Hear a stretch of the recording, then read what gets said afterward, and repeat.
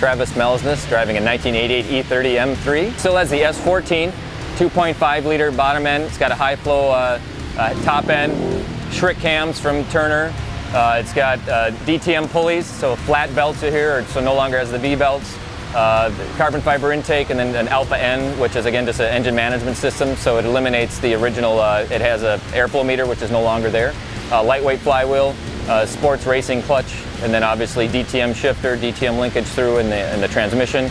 Back to, has the Turner solid rear bushings and diff cooler also.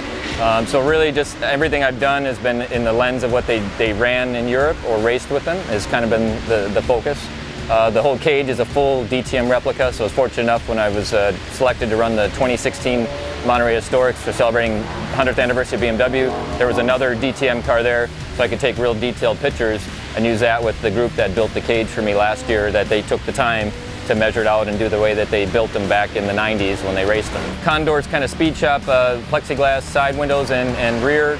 I do have a complete replica DTM gauge cluster and dash, so all the right gauges that they raced with.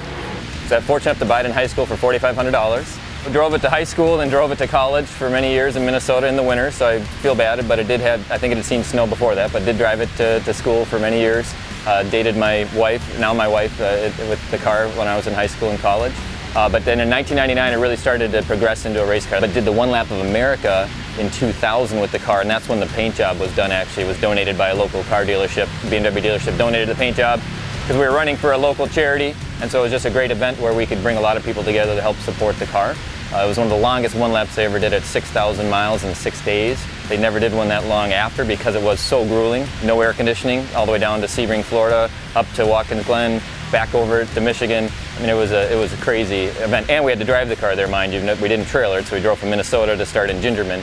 So it was a grueling week, to put it mildly. So that really kind of kicked off the passion. I knew what the car was, but I didn't honestly quite know when I bought it the DTM history or the German touring car history. As I progressed into it, I started to really become a good student of the history of it and trying to research what were different with those cars than the street car. So that's what really drove the passion, just to start continuing to piece by piece find stuff globally. Certain suppliers have started now to remake things, which for many years you couldn't get to. You had to either know people that had the parts to get them, or again, Turner was sourcing a bunch from overseas for the longest time, so I could get those. I mean, that's years ago. And so certainly that just helped continue to feed the passion. I knew long term I was hopeful that I could go vintage racing with it, but it was still the time when I had it, E36s were coming out and E46s then later, and everybody was just dumping these. But then now they've come back to where people realize it's a lot of fun, it looks cool, right, and it gets great reaction when it goes out to the track. And so it fed on itself to where over time I was hopeful that I could race it, but it was a street car for a long time.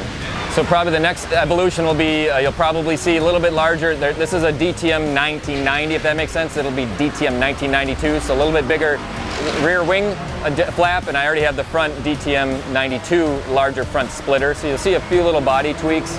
Not much. I mean, I did a lot of work over the last year. It was torn apart a few months ago even, just it was in pieces, and get it back together to get ready for this. So it's a good refresh. Reasonable price, tons of people racing them.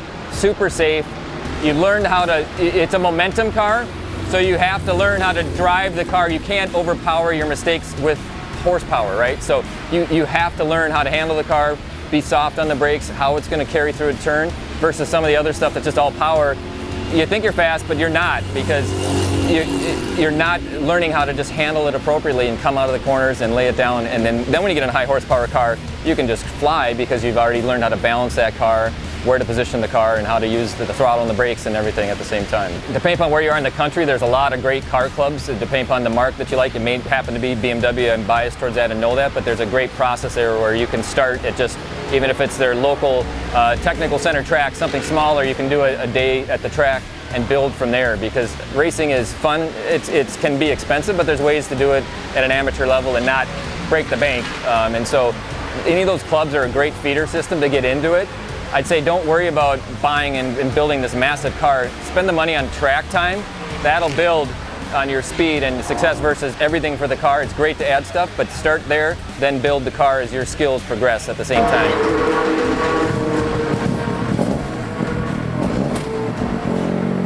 just stumbled on it. I mean, I like German cars. I've dabbled in some of the stuff from Italy, and it's fun, but it's just so fragile. So to me, it's really BMW first, and then Porsches after that are really the two that I love. E36 M3s, another E30 M3, 850, 6-speed manual, M Roadster, you name it, through X5s, X4.6 IS, X5M. I mean, it's been a lot of stuff. So M5, E39 M5 for a long time. So shouldn't have sold that one, but I did. Fun car, great sound. I had an exhaust on that and a bunch of Turner parts too. That was fun, you know. So that's again, good balance and just a fun car to drive. I don't mind the modern stuff, but without the manual, you're not, it's fun, but it's more a computer game is taking over versus you're not driving the car, it's driving with you and you're kind of giving it inputs. It would come when I was younger, I was in college, worked at a kind of race preparation shop, and that's how I just kind of got hooked on it too, that we'd come here and I'd help support clients that were running spec racers or older Ferraris, and so that's how I got into racing. It's a tribute to all the hard work and friends that are here and family that have helped support it, that have been great through the years, because it's not just me, right? It's our car, it's our family's car. My kids come, they love coming.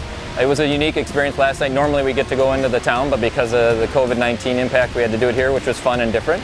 But it's a lot of fun. The kids love going because they typically love to ride in the car, and just the whole town comes out. I mean, this track is one of the best in the country, hands out. Just the city supports it, the community comes out. It's so much fun. Where other tracks at times are a challenge where maybe the cities don't support it as much as the community, but this area just loves racing and comes out and supports it. So.